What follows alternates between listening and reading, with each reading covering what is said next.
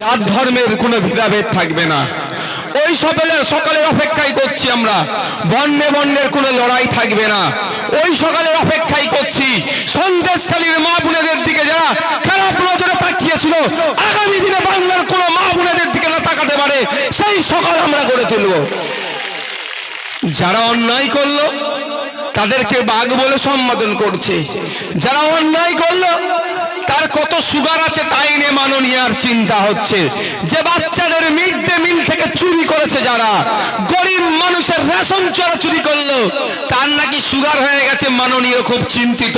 কিন্তু বাংলায় রন্ধে রন্ধে যে দুর্নীতি ঢুকে গিয়েছে তৃণমূল কংগ্রেসের, সেই দুর্নীতি মুক্ত বাংলা কি করবে মাননীয় একটু ভাবছেন না।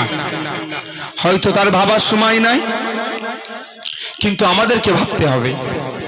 আমাদের বাংলা সম্প্রীতির বাংলা, ঐক্যের বাংলা, সৌহার্দ্যের বাংলা, এই বাংলা নিয়ে আমাদেরকে ভাবতে হবে আমাদের বাংলাকে কিভাবে এগিয়ে নিয়ে যাব।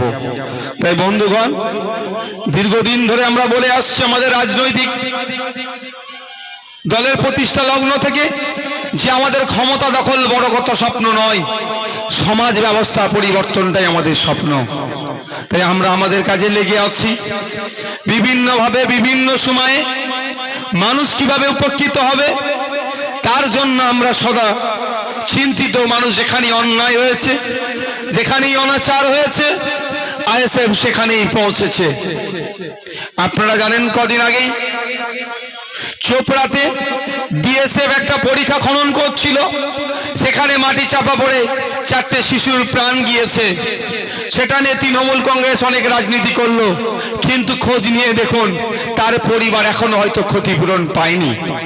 কিন্তু আমরা আমাদের রাজ্য নেতৃত্বরা গিয়েছিলেন, তাদের পরিবারের সাথে কথা বলেছি, প্রয়োজনে আমরা তাদেরকে আশ্বস্ত করেছি।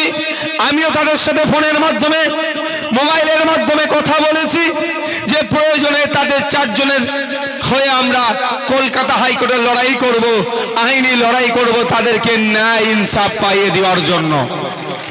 আপনারা দেখেছিলেন ওই আপনার চোপড়াতে, ওখানে আমি পৌঁছে গিয়েছিলাম। আমার আদিবাসী সমাজের মা বোন বাপ ভাইদের উপরে, বাচ্চাদের উপরে কিভাবে আক্রমণ নামিয়েছিল তৃণমূলী এই জমি হাঙররা, তৃণমূলের এই দুষ্কৃতীরা। ওখানে ওদের বাড়ি ঘরদর পুড়িয়ে দিয়েছিল, বাচ্চাদের বই পেন খাতা পুড়িয়ে দিয়েছিল, খাবার দাবার যা ছিল চুরি করে নিয়ে চলে গিয়েছিল। তাদের বাড়িতে থাকার মাথার উপরে কোনো ছাদ ছিল না। ওখানে আমি পৌঁছেছিলাম, তারা 2 দিন না খেয়েছিল। ওখানে থেকে আইএসএফ এর পক্ষ থেকে রন্ধনশালা চালু করে তাদেরকে আশ্বস্ত করে দিয়ে এসেছিলাম, যতদিন না পর্যন্ত এই সমস্যা মিটছে আইএসএফ আপনাদের খাবার দায়িত্ব নেবে। এটাই আইএসএফ মনে করে, আইএসএফ চিন্তা ভাবনা এটা। ওনারা আমাদের ভোট দিল না দিল ওটা নিয়ে আমরা ভেঙে পড়ি না।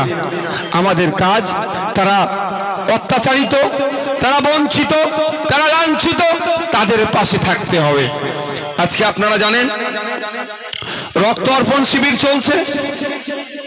আমরা শুধু বছরে ভোটের সময় আসবে মামা, জ্যাঠা, খালা, মাসি, পিসি, ফুপু, চাচা, চাচি, দাদু ভোটটা দাও, ভোটের পর্ব মিটে যাবে, আর খুঁজে পাওয়া যাবে না, এই পলিটিক্স আমরা করি না।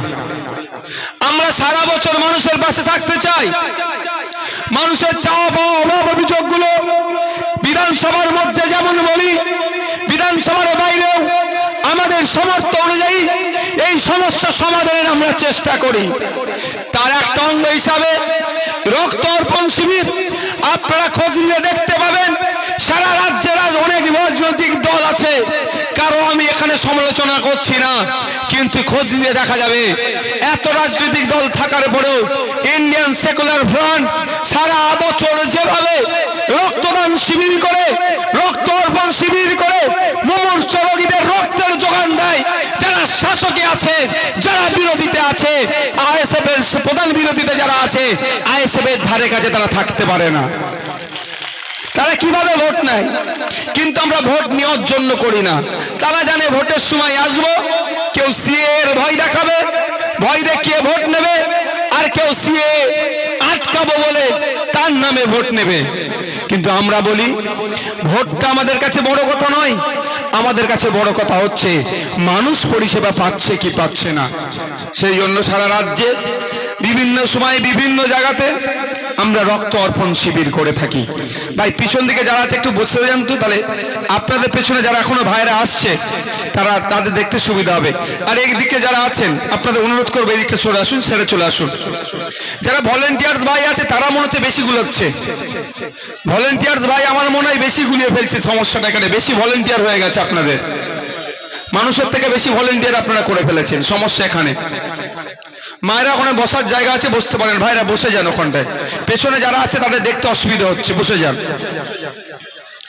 এই যে রক্ত অর্পণ শিবির, রক্ত অর্পণ শিবিরের মাধ্যমে সমাজে সম্প্রীতির বার্তা যায়, ঐক্যের বার্তা যায়, সৌহার্দ্যের পরিবেশ তৈরি হয়।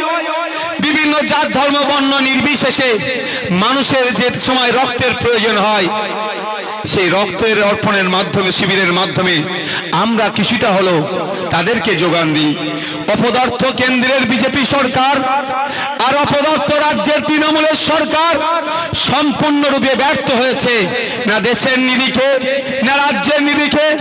যে অর্থে রক্তের প্রয়োজন আছে সেই অর্থে রক্তের যোগান হয় না। কিন্তু এই রক্তের যাতে যোগান ঠিকঠাক হয় সরকারের পলিসি নিয়ে আসা দরকার। সরকারের পলিসি নিয়ে আসেনি।